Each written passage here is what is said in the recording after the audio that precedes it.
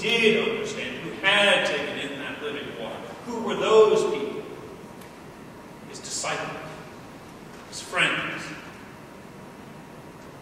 people he spoke with, not preached to, but spoke with. Those who sat at his feet, those who were part of the circle he spoke with, and those people that he took time for, like the Samaritan who he spoke with, one-on-one, intimate.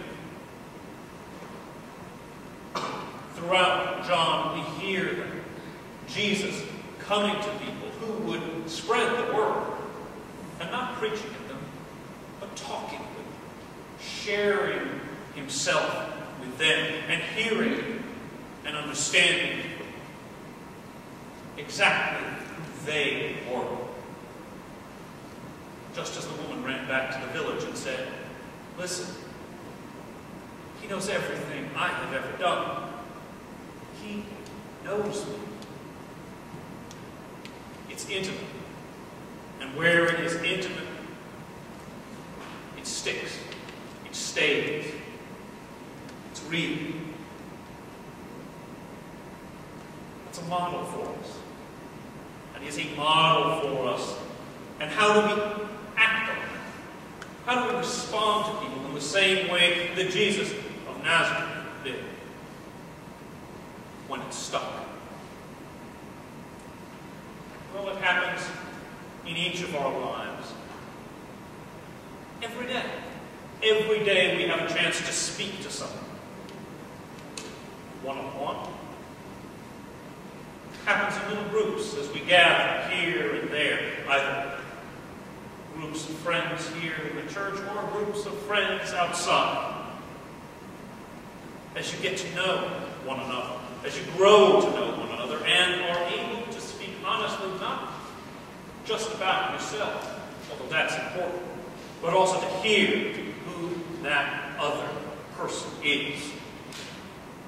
And every church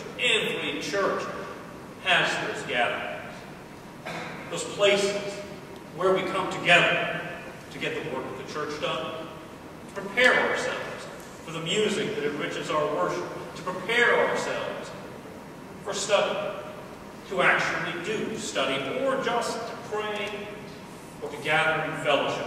We do that. And in fact, here we have that happening a couple of times every single week, almost every single day of the week. A small gathering of friends. It's an easy thing to go to.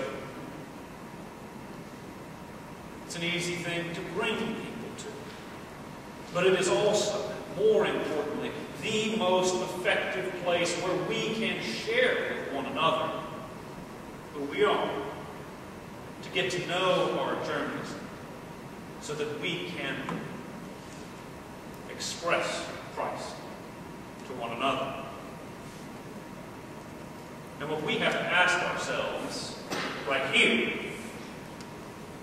among ourselves is, as we get together, as we brush around doing the busyness of the church, do our groups, do our gatherings, do they give us that place? That same place, that space between the woman and Christ, where we can exchange a little bit of what he has given us?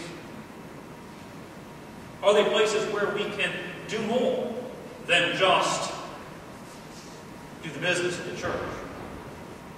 Are they places where we can be spiritually sustained?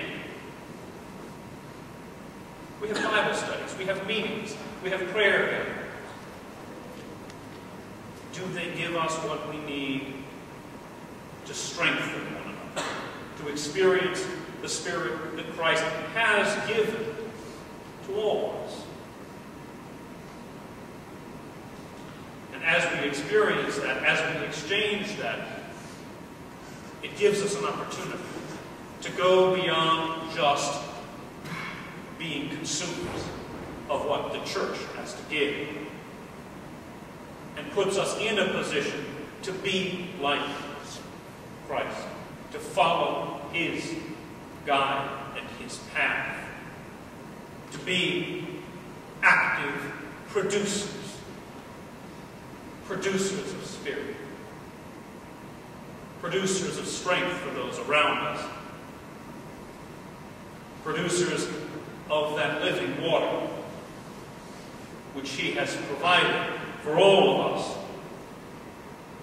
but asks us not to hold for ourselves, but to give back and give out. It's what he has called us to do. It's why he calls us to be disciples. Over these next few weeks, I'll be talking more about how we can do that. Take these little groups that we already have and make sure that they are transformed into well springs of the Spirit.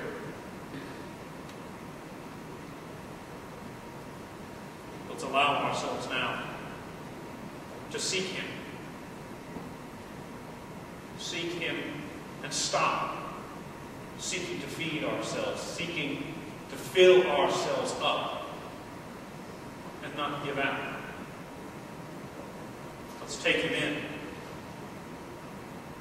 and from his Spirit, from our hearts, produce the water for which the world desperately thirsts. Amen. Those things, but